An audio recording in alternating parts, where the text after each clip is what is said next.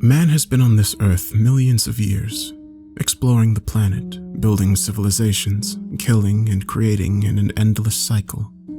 Man first went into space starting almost 80 years ago. Think about it, we spend all this time getting around our own planet, arguing over the smallest bits of land, but when we finally set our mind to space travel, it only took us a few decades to get where we wanted to go. I'm proud to say my grandmother was one of those that helped us to get there. She started out back in 1955, fresh out of college, as an intern for NASA. The space race was already going strong, the US versus the Soviets, and she managed to get right in the middle. Graham stayed there for 40 more years, only retiring right before Y2K. She's up there in years now, and I wanted to try to do something to preserve the memories she's had of that time. So I began to collect her stories. We started out with the basics, talking about how she joined, what she did, the history surrounding everything when she was there, all the things you learn in a high school history class. When we started discussing the missions she'd worked on, though, that's when I realized that there was a lot of history missing, locked up, never to be heard or read by anyone, nor should it. There's a reason space exploration has slowed down. There are missions that were made off the books and off record, launched from secret black sites around the world. Graham both saw and heard terrors beyond our comprehension from the dark void of space. She shared these stories with me, these secrets kept from us by those in power. The human price of our curiosity is much higher than we're led to believe, and these people deserve to have their stories known. I'm going to enclose her stories here. She can get a bit long-winded, as some do in their old age, so I've tried to edit down anything that isn't relevant. I'm still going through everything with her as well. With her age, she can't stay focused for very long, so we're doing these little interviews in hour sessions every day. What follows is the transcript of what Graham told me on April 4th, 2020. My name is Evelyn Laura Smart. I was a mission control contact with NASA from 1959 to 1999. I was the one that any astronauts or crew would speak to, the voice on the ground. I relayed this information back to whoever needed it in flight control, navigation, engineering, and such. I didn't set out to work there, it sort of just fell into my lap. I'd worked as a switchboard operator, mostly taking emergency calls for the local departments. NASA was doing some recruiting and one of my supervisors recommended me. Then, before I knew it, there I was, sitting in the big mission control room, watching the big screen with the video feed and talking to our very own spacemen. Here, she goes into a tangent about how lovely Armstrong and Aldrin are, with many mentions about Christmas cards from the latter. So, one of the first missions I was there for was the first picture of Earth from orbit. Obviously, being in communication, I wasn't really necessary, but we all crowded into the control room to see the picture as soon as it was transmitted. Granted, it was the late 50s, so we were waiting for quite a while. We expected cheers when it came through, finally. It started that way, at least. Then everything quickly died down. There was the Earth, the huge curve with a beautiful crown of light, far from the sun shining around it. We captured something else, too, though. Something that I fear I'll see again one day. Behind the Earth, off in the distance, was something giant. It wasn't completely clear, but what you could make out was a clearly defined torso, arms outstretched with wicked spines jutting from the outside. Large red eyes blazed against the dark void behind the figure, with a gaping maw underneath opened in a terrifying roar. The scale of this thing was huge. No way it couldn't be seen from a normal telescope here on Earth. We aimed our most powerful scope at the coordinates we estimated it to be at and swept the sky, but couldn't see it anywhere. Took another picture from the satellite and it was gone, as if it had never been there. To this day, we don't know what the hell it was. We checked for it in every photo we take, every sweep of the sky, and it's only shown up 2 more times since then. Once in 1979 and once in 1999. I don't know many people in the agency now, so God knows if it's been there again. Every time it showed up, it appeared larger. Here, she goes on about a few other notable advances in tech, most irrelevant to what we are discussing now. What a lot of people don't realize is that there were manned space flights before the ones on the history books. Sure, there's always been theories about lost cosmonauts and such from the Soviets, and there are definitely true cases of that, but we had our share as well. There was an initial manned spaceflight in 1960, the Daedalus. She noticed the look of shock on my face, apparently, and laughed. Never read about that one, eh? It was kept tightly under wraps. We didn't want anyone to know about it until we had them back on the ground successfully. Otherwise, it may kill morale around the office. No, we kept a small crew, launched the rocket off from an isolated area of Alaska. We did a lot of launches from there, kept the Reds on their toes back in the day. Anyway, this was a 3-man crew. There was Bill Zask, James Hanlon, and Terry Duncan. Those 3 were a tight crew. They were supposed to go up, orbit for 12 hours, then come back down. We would pass it off as a comet if anyone saw, but never got that chance. Things went south fast. They took off. All was fine until they hit the upper atmosphere. They tried to ease back on the jets, make sure they made it into orbit and didn't overshoot. Everything went to hell. Jets wouldn't cut off. We don't know what caused the malfunction. I heard them shouting, trying to fix the issue. It didn't happen. They flew straight through, getting just enough adjustment from the orbital pull to be shot off course and toward the direction of the sun. She let out a sigh here, shaking her head. Jets continued firing, taking them even further out. We maintained radio contact with them for 20 hours after takeoff. I spoke with them as fuel ran out. They began drifting into the void. No hope of turning. Never to feel solid ground again. To this day, I don't know if it was something they really saw or the insanity getting to them as they died and faced their morality. James was the first to begin raving, telling us about the bodies floating by the cockpit windows.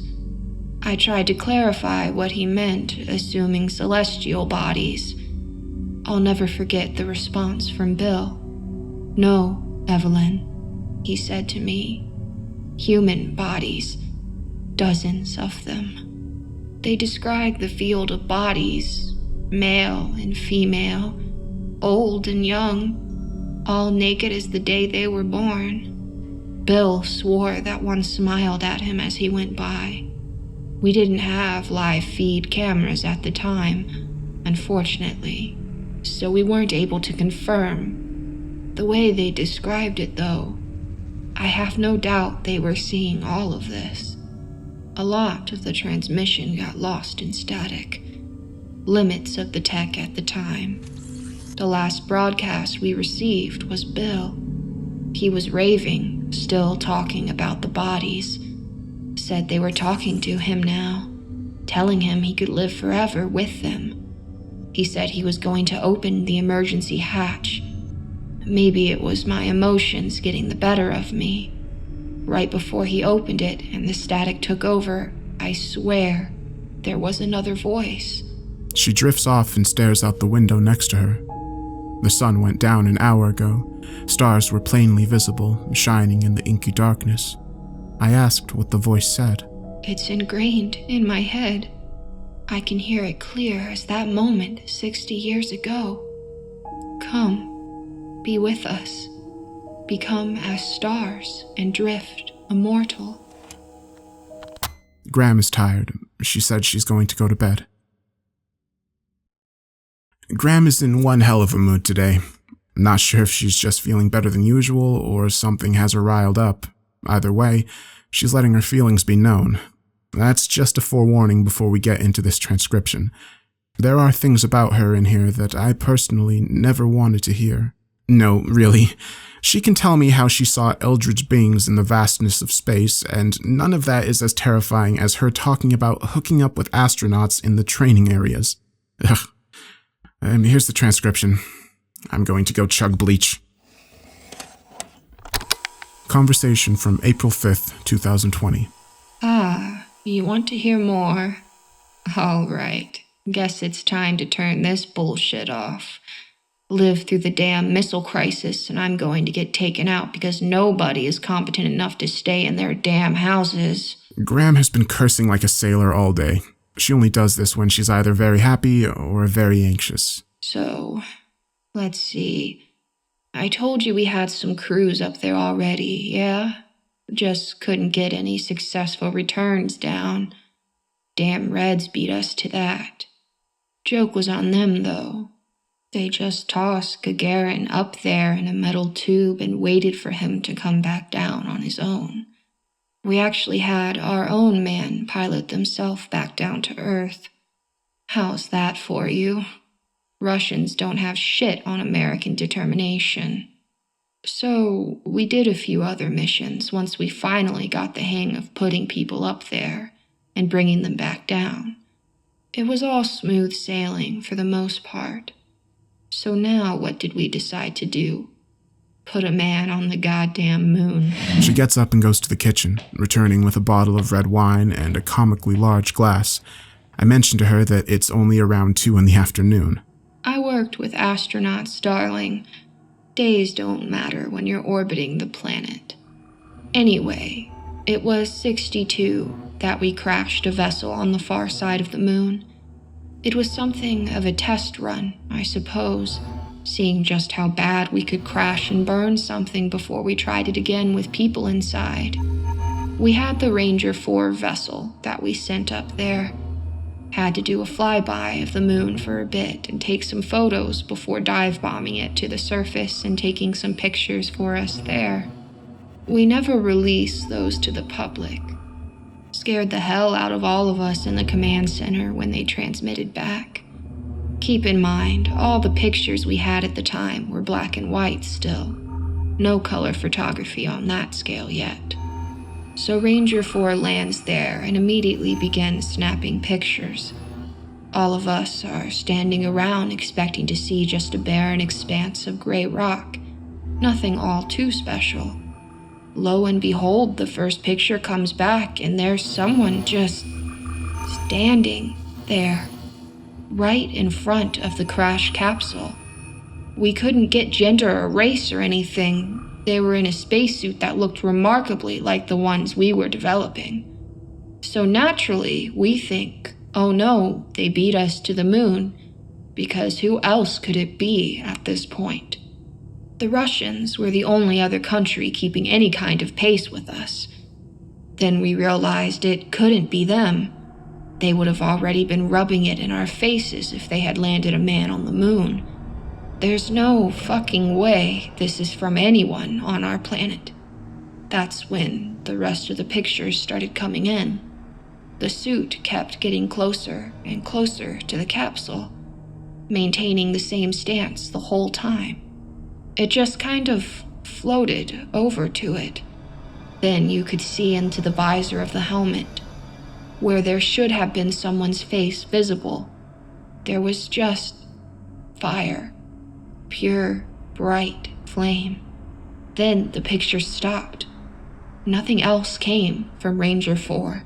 She finishes off her first glass of wine, or half-gallon. It's hard to tell from the size of the glass. She immediately empties the rest of the bottle into it. I'll give the higher-ups at NASA credit, though. Crazy bastards didn't let seeing a flame cosmonaut stop them from going ahead with their plans.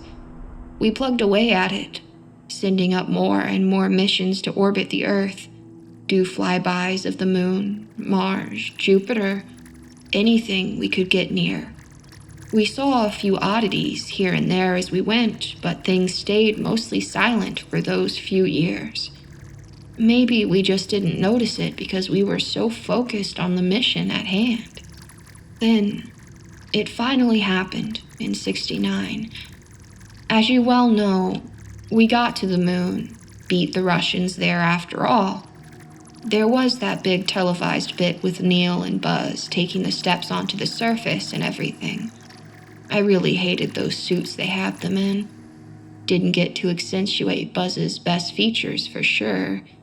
That man had the best ass in the entire galaxy. This was one of 5 tangents about Buzz Aldrin's physical features throughout the day. I've edited these out for the sake of mine and your sanity. You ever consider that we landed someone on the moon and sent up missions to land again and again for the next 3 years, then just quit cold turkey and never went back? Why do you think that is, huh? Hey, I thought you wanted to hear all this. At this point in time, she threw the remote for the television at me. I had retreated to my mental safe space during the Buzz Aldrin diatribe. Well, we did go back. A few times. This wasn't for the scientific research we did the last 3 years. No, this was for anthropological purposes. We found things on the moon. We weren't the first beings there. No, we started finding small signs with the Apollo 14 mission. There were some little remnants of previous visitors. The first thing they found were some symbols carved into crater walls. Nothing that we could translate, of course. Nobody knew what the hell they meant. But we knew they weren't naturally occurring. That much is obvious. So they took pictures of all the ones they found. Pretty sure they're still working on it to this day. They'll probably crack the Zodiac cipher before that damned thing. Apollo 17 was when they knew they needed to carry this one on privately. That's the last manned moon mission that happened back in '72. For all the world knows, we ain't been back since. That's the way they want to keep it. Apollo 17 found way more than anyone previously had. They found full-on structures, altars of worship is what it looked like. I can't even describe the images transmitted back. The way these things were built, it wasn't natural. There's no way that structures built that way should be allowed to stand it.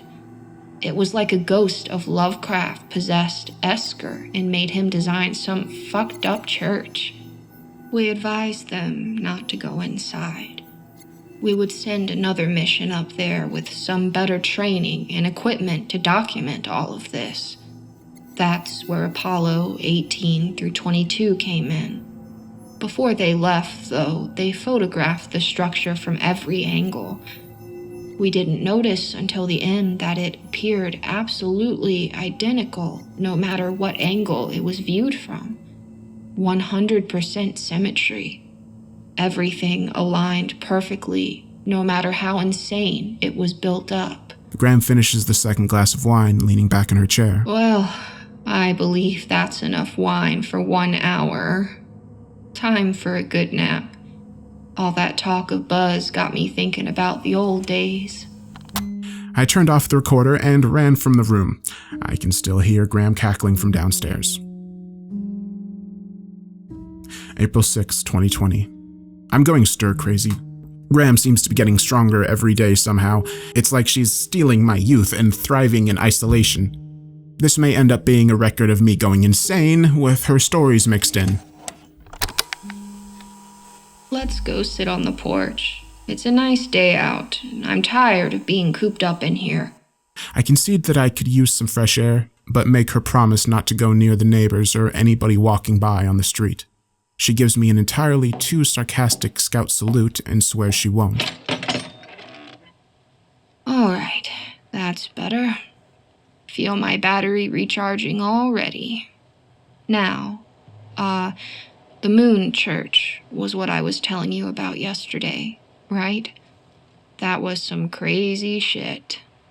So, Apollo 17 found this crazy structure that was just perfectly built. Strangest architecture I've ever seen. Made no goddamn sense to anyone how it remained standing after all this time. So we trained some other crews to go up after and look into it further. Specifically, we got a few people trained that had degrees in anthropology and ancient cultures. Maybe we could find some links here between this and things that had been found on Earth.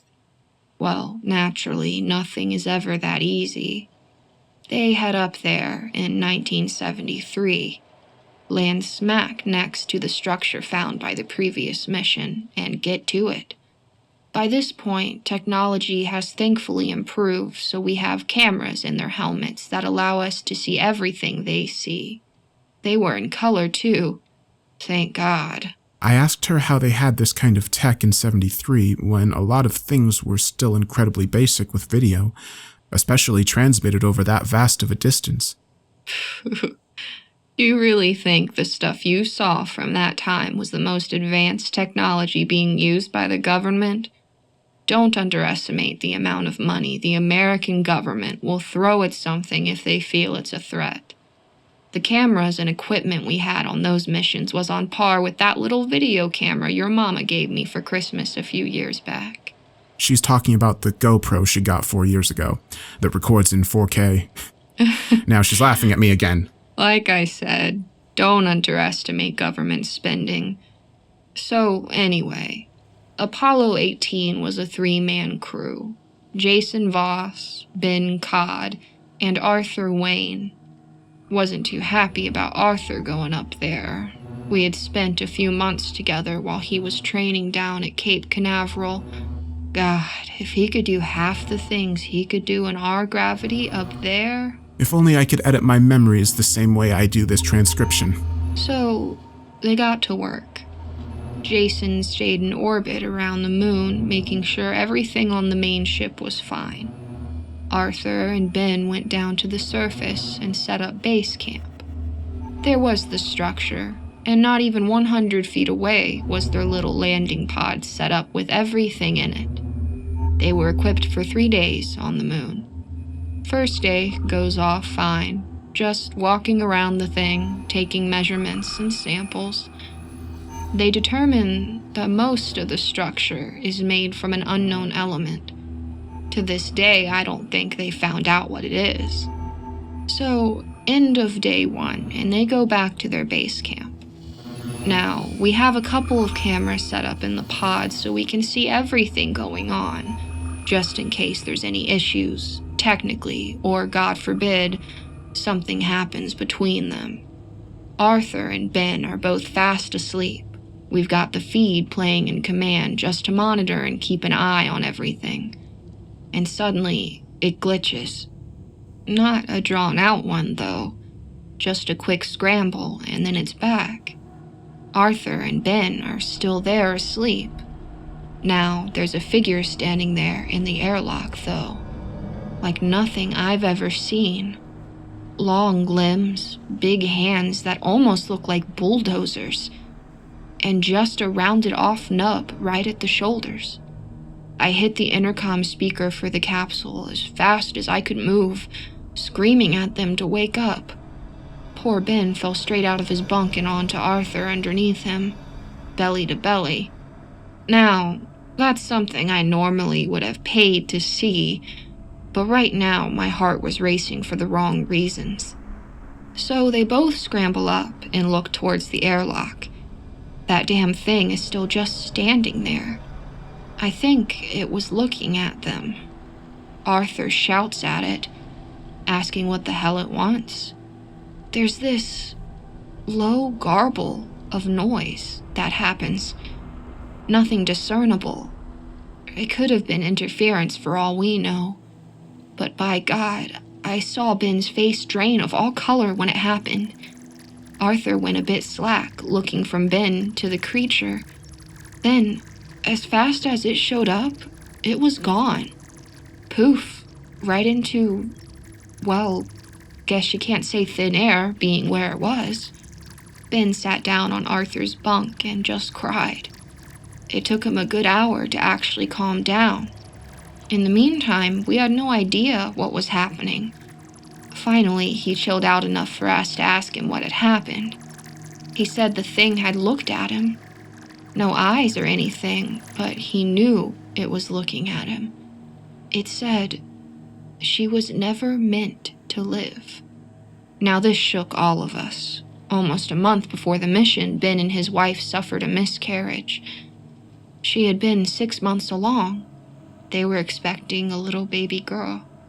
Then, one day, the baby was just gone. No heartbeat, no activity. They didn't know what had happened. It tore Ben and his wife apart, though. They had a huge fight a week before liftoff because she didn't want him to go. Didn't want to lose another person she loved. I can't imagine what he felt when he heard that damned thing talk. They cut the mission short after that. Everyone was afraid of what may happen to Ben's mental state if anything else happened. They packed up and got the hell out of there. Ben drank himself stupid afterwards, ending up driving his car off the interstate going 150 at about 3 in the morning. They barely got anything to bury. Graham wipes a stray tear from her eye. A man is jogging down the street with his dog, coming closer to our house. Graham calls out a greeting to him. He walks up and begins talking, much to my displeasure. Graham is speaking animatedly and leans down to pet the dog. I remind her we're supposed to be distancing just to be safe. "Sorry, Jerry. My grandson here is a hard ass. I'll see you some other time." Anyway, that was the end of Apollo 18. Not a whole lot found out, but we were ready to try again. I was just grateful that Arthur had made it back in one piece. We were actually engaged, way back in the day before he went back up in the 19 mission in 74.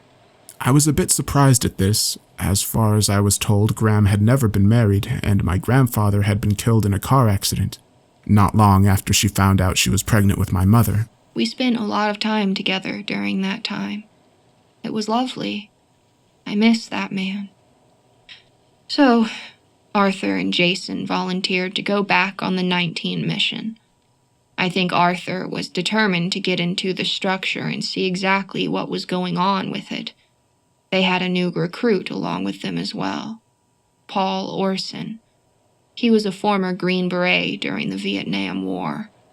Tough son of a bitch, and not one for conversation.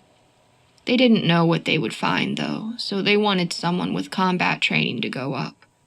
Everything goes normal. It's old hat at this point.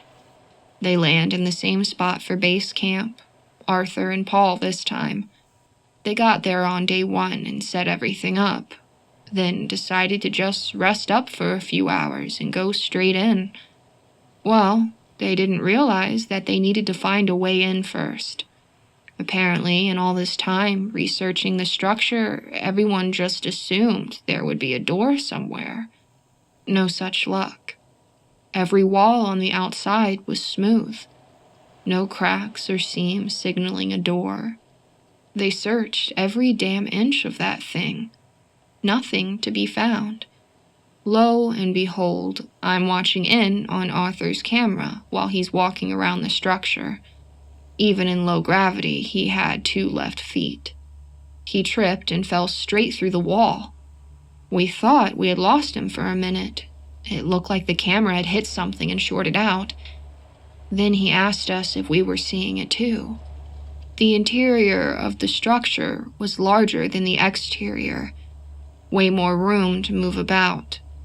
Lights hung in the air like stars, bathing everything around him in a soft glow.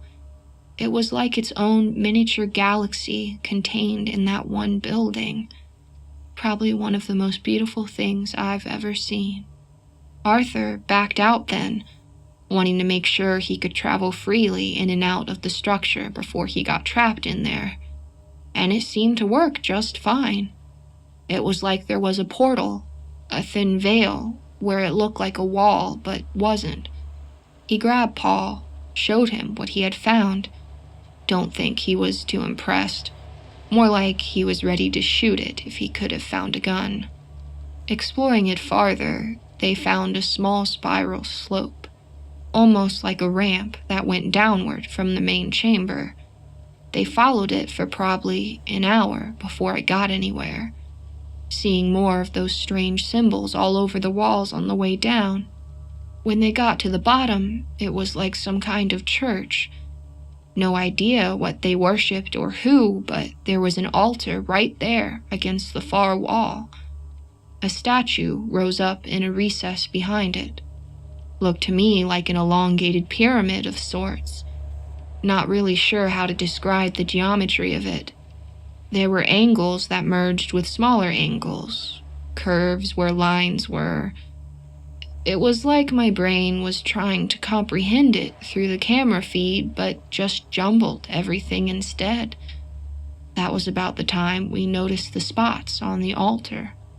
We're not 100% sure to this day what it was, but we had a good enough guess. It was dried, had obviously been there for quite a long time, but it still had that rusty red color that only comes from dried blood. It was splashed all over the place up there, like someone had slit the jugular and waved all about up there.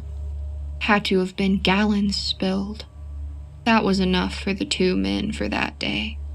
They headed back up to base camp to make record of what they found and go back to sleep. They were out for maybe 2 or 3 hours when it happened again. The camera glitched just like the last time, and that thing appeared. It wasn't in the airlock this time, though. It appeared right next to their damn bunks. We tried warning them, but it didn't seem to work. It's like our speakers were jammed. We were only able to watch in terror. That thing leaned over Paul and said something to him in that garbled noise we heard last time. God knows what it was. Then it was gone again. Nothing there. Paul got up and started putting on his suit to go outside then. I kept hitting the button, trying to ask what the hell he was doing. Got no response. Our line into the main capsule was dead. When he had the whole suit on, I tried the line going directly to his helmet. I said, "Paul, what the hell did that thing say to you?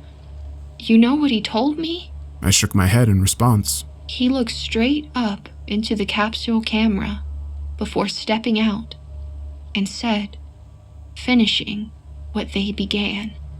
I still get chills thinking about that. It was one of the coldest things I've ever heard. By that time, Arthur had woken up and was getting his suit on as fast as he could. God, I begged him not to go after Paul, not to go into that damned church. Whatever was done in there before was bad, and there wasn't going to be anything good coming of it now. He was too good of a man, though. He got everything on and chased Paul in there. No idea how he had moved so fast, but Paul was waiting down there for him already, standing right on the altar and holding an old combat knife. Arthur shouted at him, asking what the hell he thought he was doing. He didn't say a damned word, just started lunging towards Arthur, brandishing that knife. I watched it. All of it. Each of their helmet cameras was on a different side of the big command screen. Our coordinator was shouting at me to tell them to stop, to get their shit together. It wouldn't have done anything. That wasn't Paul in that suit anymore. There was a blind rage in his eyes. His breathing in the mic was like an animal that had been cornered. No, he wanted to kill and he didn't care who saw.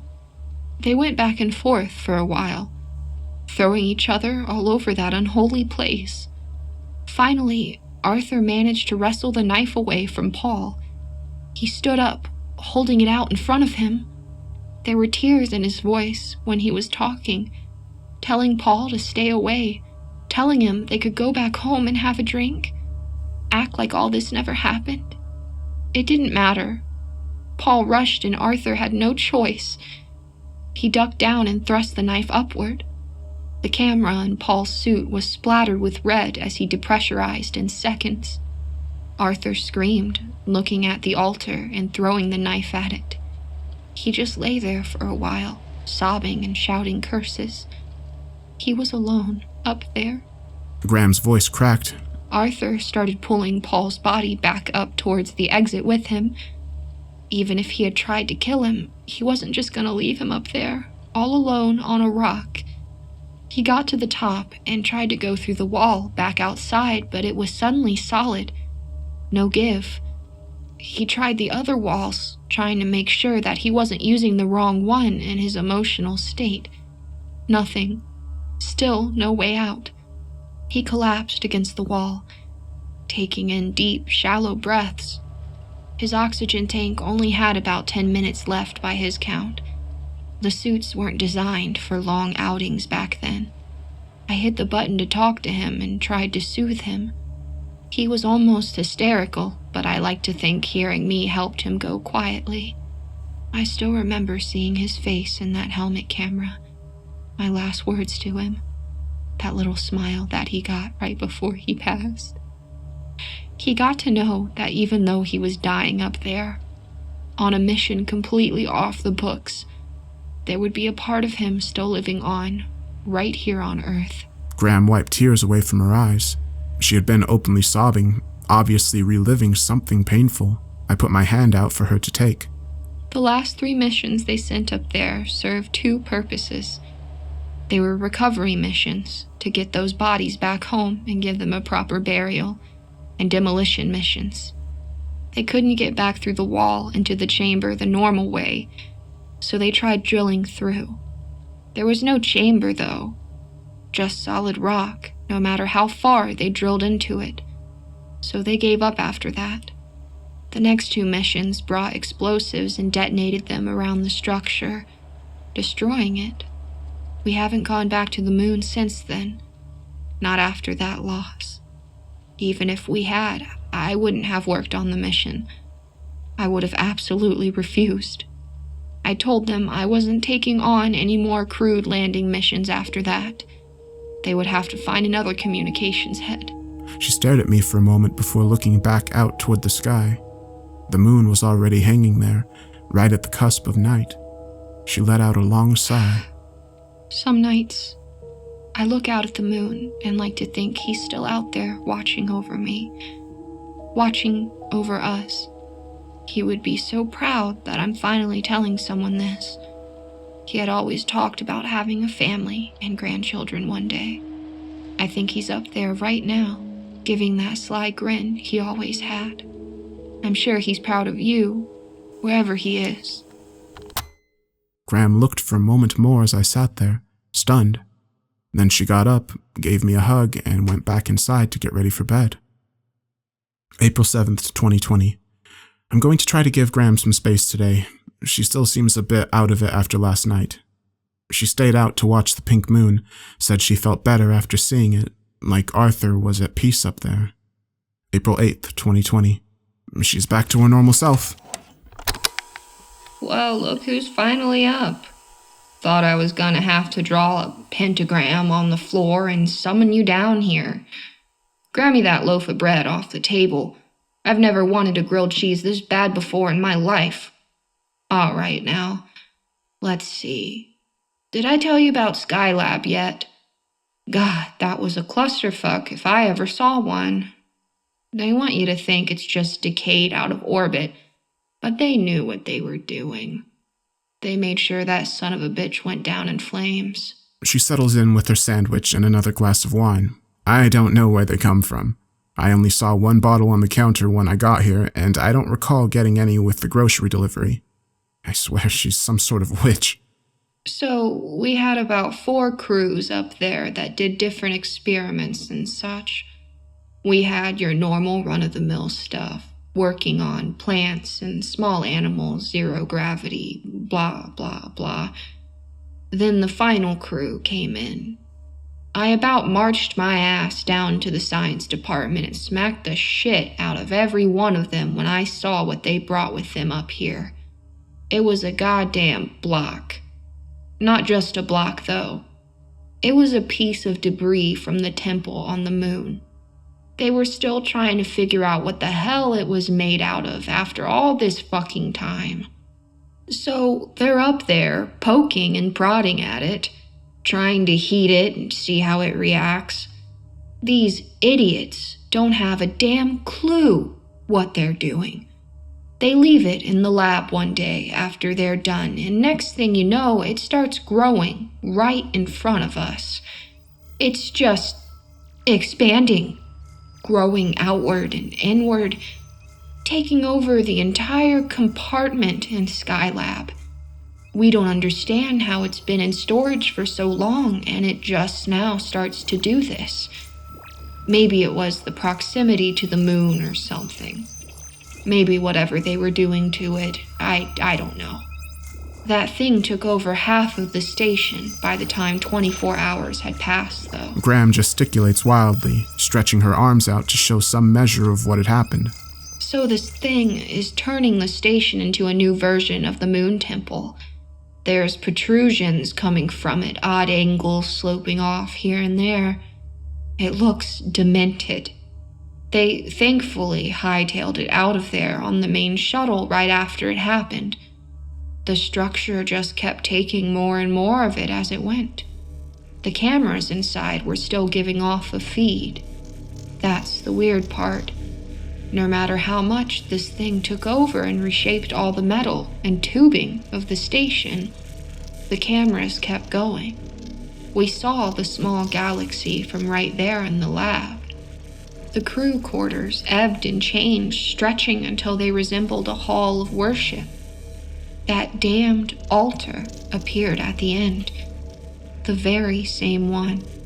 That was what sealed the deal for the superior officers. Skylab was obviously a lost cause. We didn't know how long this thing would keep growing up there or where it would latch onto next. So they started working on sending a probe up there carrying a payload. They were going to knock it straight out of orbit, either let it drift off into deep space or burn in the atmosphere. The whole time they were doing this, they were watching the cameras. I saw things on there. Things that weren't meant for human eyes to see. On occasion, the thing would blink and the altar hall would be filled with a writhing mass. Creatures that looked like the same one that appeared on the moon. They would be feeling, swirling around one another in a throng. It was some worship ritual or something, I don't know. Just as soon as it started, it would blink right back out. There were other creatures, masses of darkness, tendrils of light stretching from them. They didn't seem right for the space they were in, like they were somehow larger than the station, yet microscopic. They devoured one another with no care. It was its own contained environment up there. Finally, the payload was read and sent up. We watched the feed as it hit, blowing a hole in the lab before knocking it into a decaying orbit. The worship started again, more frenzied this time. They were excited to be going to Earth. A crew was dispatched to clean up any wreckage that could be found. Not entirely sure what they did with it, but I hope it's buried as far as it can be. She finishes the glass of wine she had, getting up and hobbling towards the sink. She started the water and began to wash the dishes. From then on, I think we made it a point to make sure all the testing and such was done in a more controlled environment. They started sending out more probes, too. Voyager was launched a few years later. We wanted to see what was beyond our little space in the galaxy. There's a lot, that's for sure. I remember when they told us Voyager had reached the edge of our solar system. We couldn't believe something had gotten that far. We looked in at some of the pictures it had taken along the way. There were the usual things that inspired awe. The stars, planets up close, far-off comets and asteroids. Then, there was the follower. She shuts off the sink and comes to sit back down. Creepy little shit, that thing was. Looked like a human male, honestly. Kind of tall, scrawny. He was naked, head to toe, not wearing a goddamn thing. She notices my look. Before you ask, no, it did not have a dick. It just followed the Voyager, like a lost little puppy, for a while, poking and prodding at it occasionally. We got plenty of close-up pictures of it, saw right into its eyes. The close-ups were what made us realize it didn't have eyes like a human. Instead, it had stars. They burned hot, almost causing a flare on the pictures. There was one where it opened its mouth and you could see a void, like a black hole. Singularity and all. She shakes her head, letting out a little shudder. The weirdest thing was the message it transmitted. Perfect English. Sent it through the Voyager's onboard microphones as a microwave signal. When it came through and translated, it said, "So nice to meet you. I'm a bit early, but I'll be seeing your planet soon enough." That wasn't even the scariest thing the Voyager picked up, though. Right before I retired in '99, it started sending back a message. Took forever to decode it, but everything was so scrambled. After all that time, it was still a mess. Some language we didn't understand, and a cipher to go along with it. It was like someone had done a rush job translating. What did it say? Turn back before it notices you too. Graham said she wants to get some air. I notice she's taking more time than usual to move, like it's hurting her. I ask if she's okay. These old bones are better than you'll ever be. Now I'm going for a walk. We'll finish this up tomorrow. Evening of April 9th, 2020. Graham asked to sit on the porch and watch the moon tonight. Says this is the last of her stories. Can't believe I've been retired for 20 years now. Seems crazy at this point. Leaving the job, helping raise you kids. It was worth it, though. You turned out okay. She gives a little chuckle here. So, there's two more things that happened right before I quit. One is a direct result of the other. Care to hear? I nodded. So, in '97, we put up the very first rover on Mars. We started it looking to see if it could support life up there, you know? Trying to expand out beyond our own planet. Hell, it's already too crowded here.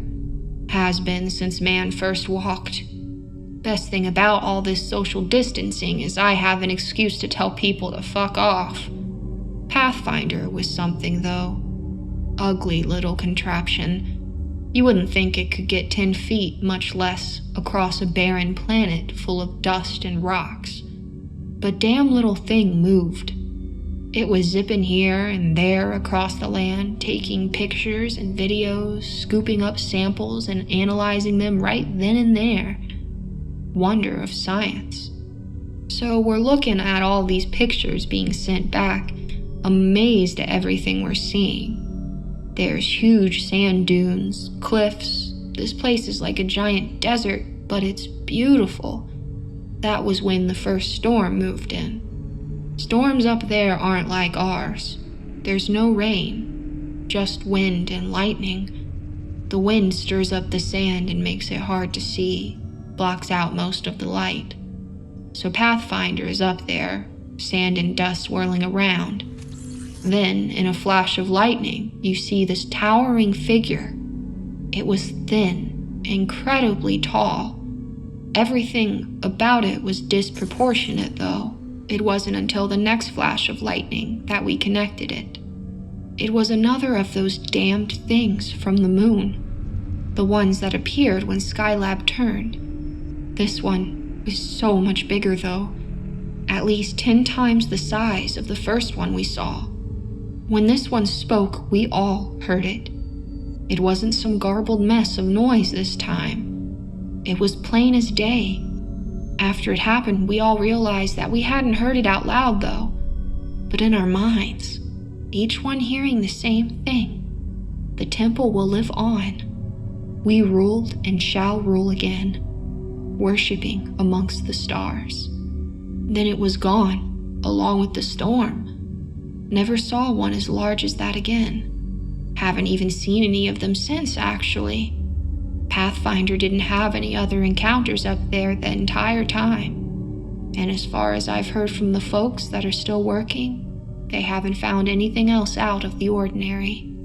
NASA made it a point to contact the other countries and tell them about the temple at that point. Naturally, the Russians already knew about it, the bastards. Turned out they'd gone up to the moon at some point and found the ruins of the temple up there. Took some of it back with them and ended up having it lose all kinds of control back in '86. Lot of lives lost up there because they didn't know what they were fucking around with. They were experimenting with it in some underground lab when it went out of control. But of course, what's their first reaction when a fucking space temple and those damn things show up in their backyard? They nuke the thing straight to hell, killing a ton of their own citizens and covering it up as some reactor meltdown. The footage they showed us, I'll never forget it. These bastards didn't even nuke it right away. That's why there was so much fallout. They let it go on for at least a week, absorbing everything and recording what happened. There were people inside that altar room when their worship session broke out. Those poor souls deserve so much more mercy than anyone could give them. After that, we all agreed that our first priority was protecting the Earth from whatever this was, not allowing any of it back down here. That was the time they started on the space station. Now, I don't know much of what they've been up to recently with it, since it was just being launched when I retired. They built it to keep a better eye on things out there in orbit, though, where they could conduct experiments and run some countermeasures right there, without anyone here on Earth being any wiser. Smart move, I think.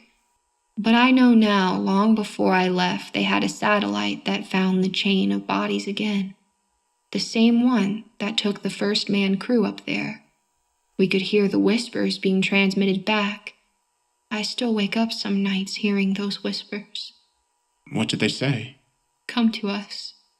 Be sacrifices. Float eternal as a living altar to them. Them? Beats the hell out of me. Maybe it was that big thing they saw in the photos. Maybe that's what the temple was built to worship. Or whatever we were warned about by the follower. There's so many things we still don't know about what's up there. Probably things we will never know. It's all just lost in the vastness of space, never meant to be understood. We're still here, though. That's something. So they've been keeping us safe until now.